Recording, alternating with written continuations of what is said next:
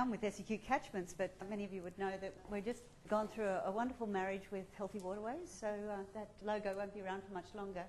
This project that we're doing with shellfish restoration in the Pumice Stone, that's funded through the Healthy Country program through the state government, but we're collaborating also with James Cook University, and I've put this slide together with Ian McLeod. Some of you may know Ian from the Tropwater team, and working with the Nature Conservancy with this project. The shellfish occur in intertidal and subtidal reefs, and these really haven't been considered for water quality improvement over the decades. It's really only been the last 2 decades that attention has been turned towards the opportunities that they might offer for water quality improvement.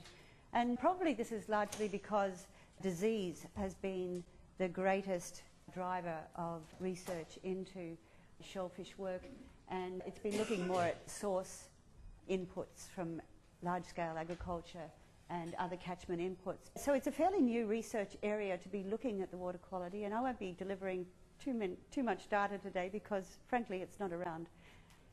But I'm sure a lot of you are very aware of the huge cultural importance that shellfish had for Indigenous people across the temperate world, and the midden heaps are testament to that.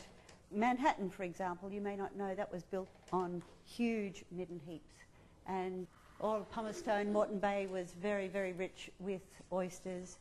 A lot of them were, these midden heaps were dredged for lime and used for road base, so there's not many of them left, but it's a very important part of the culture, and it must have been very dense, the aggregations in the past.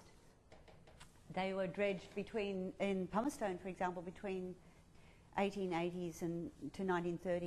In those 50 years, most of the shellfish have gone. They were taking out 300 bags a week. So across Australia and across the world, there's an enormous amount of work going on with shellfish restoration work. TNC, the Nature Conservancy, is spearheading it a lot in America, and certainly here. We've got a national shellfish restoration network happening, and there's about 6 projects around Australia. It's really young and lots of learnings coming from overseas, but as I say, we've had very little work to build the metrics in our Australian situation.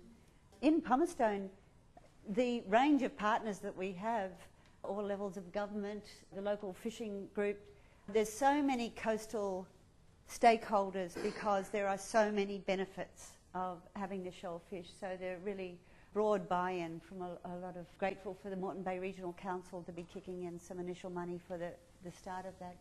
Looking at the ecosystem services that shellfish reefs can offer, they fall broadly into 2 categories: biological processes and the physical structures.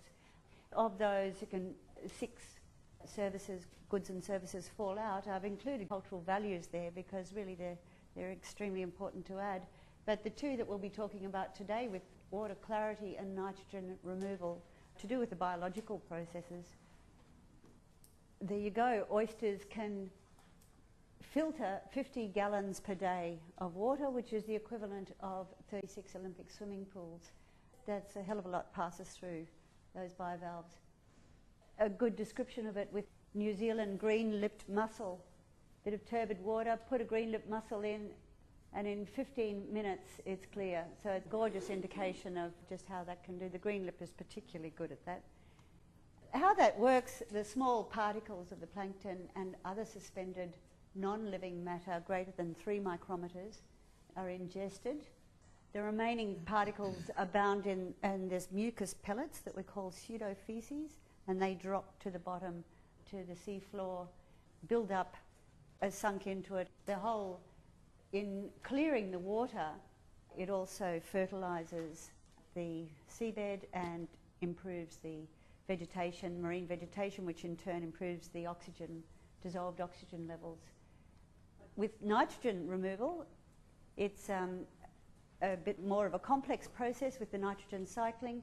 So the feces from the ingestion of plankton and other detritus that falls to the seafloor, as well as the pseudofeces that from the mucus pellets falling to the seafloor, they build up the microbial activity on the seafloor, which helps with the denitrification. So it's a whole process that actually improves the denitrification that goes on in the anaerobic seafloor as it sinks into it.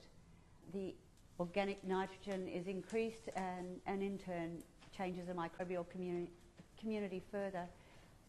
In diagrammatic form you can see the ingestion there. Some of the nitrogen goes into forming the shell of the oyster, and then some into the pseudofeces, some into the feces, and goes down into those biodeposits and becomes in the anaerobic layer, can be denitrified.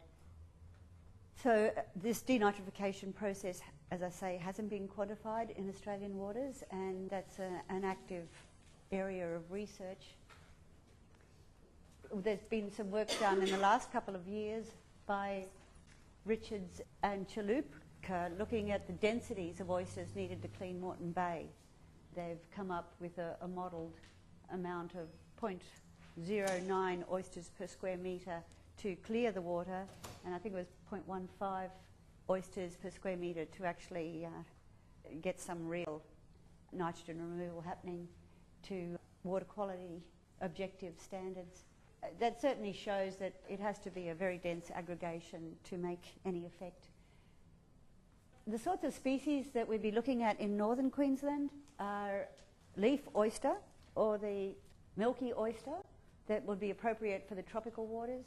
And in southern Queensland here, southeast Queensland, we're looking at the leaf oyster, the hairy mussel, or the Sydney rock oyster. They might be ones we could look at. So the leaf oyster is quite a large oyster. It's common to both those areas, and it really has a huge potential for filtration. So that's one that we're particularly interested in. There is a native leaf oyster reef in the Noosa River, which is good to know.